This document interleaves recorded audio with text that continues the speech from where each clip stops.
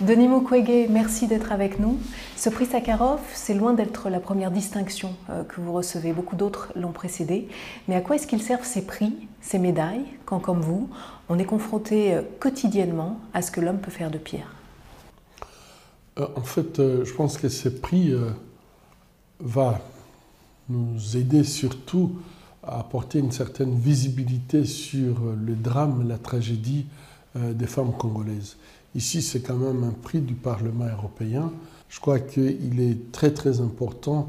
Nous avons besoin de cette solidarité des États européens pour combattre un mal qu'on a vu venir au Congo. Mais aujourd'hui, le viol avec violence sur les femmes en période de conflit a tendance à se généraliser. Il est utilisé pour terroriser. Les victimes que nous recevons, ce sont des femmes qui ont été violées, souvent en public, devant leurs maris, devant leurs enfants, mais après ces viols qui est collectif par plusieurs personnes à la fois, ça s'est fait suivre par des tortures qui portent sur l'appareil génital. Et les femmes qui viennent nous voir, c'est puisqu'en fait, elles ont des blessures graves au niveau de l'appareil génital. Malheureusement, au Congo, nous avons dans sa partie orientale, il y a beaucoup de groupes armés qui viennent du Burundi, du Rwanda, de l'Ouganda.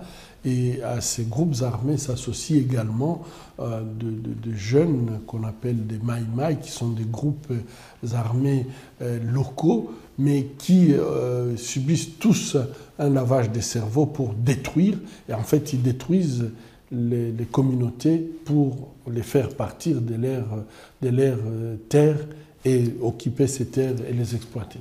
Parce qu'il y a des richesses naturelles sur ces parcelles. Est-ce que vous pouvez nous dire quelles sont ces richesses et quel est le lien avec le drame des femmes du Kivu? En fait, cette partie du Congo est très riche en minerais stratégiques, et spécialement le coltan, le cassitérite.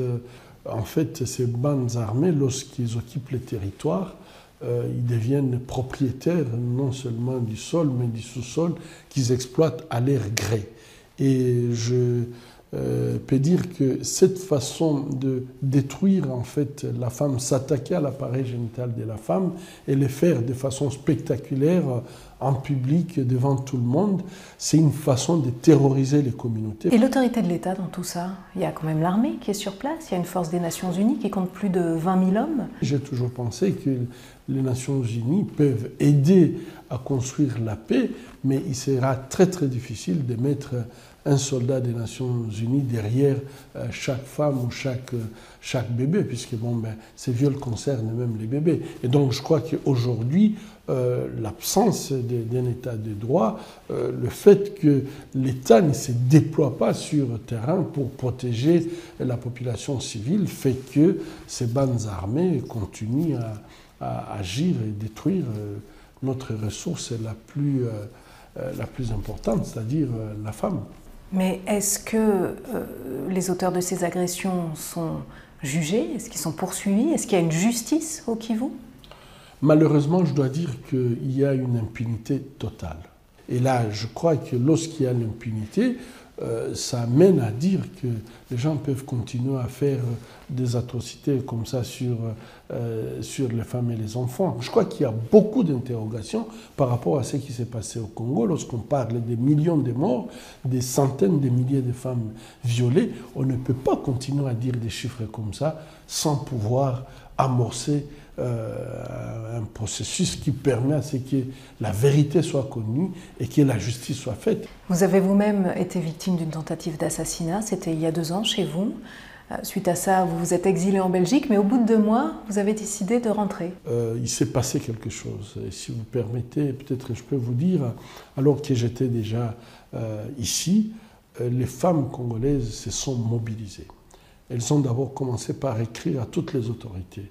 Depuis le secrétaire général des Nations Unies, le président de la République, ils ont intéressé toutes les autorités en demandant à ce que je puisse retourner et que si ils ne peuvent pas assurer ma sécurité, elles vont elles-mêmes assurer ma sécurité, mais elles veulent absolument que je retourne au Congo.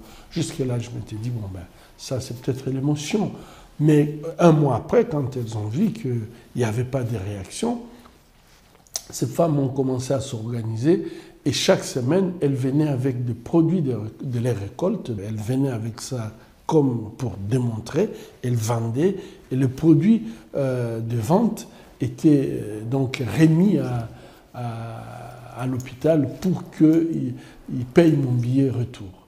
Et là, j'étais très touché parce que je m'étais dit, mais c'est quelle force!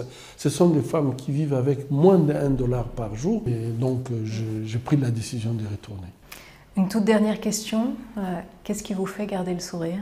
Je pense que nous avons beaucoup de leçons à prendre auprès de ces femmes, puisque je crois que le sens de l'humanité, elles maîtrisent ça. Et moi, ça me donne un sourire, puisque je me dis, mais finalement, il y a quand même de l'espoir avec des femmes qui ont cette capacité d'aimer, de se tourner vers les autres, de faire pour les autres malgré leurs souffrances. Et elles gardent toujours cette capacité de dire « je peux faire quelque chose pour quelqu'un d'autre ».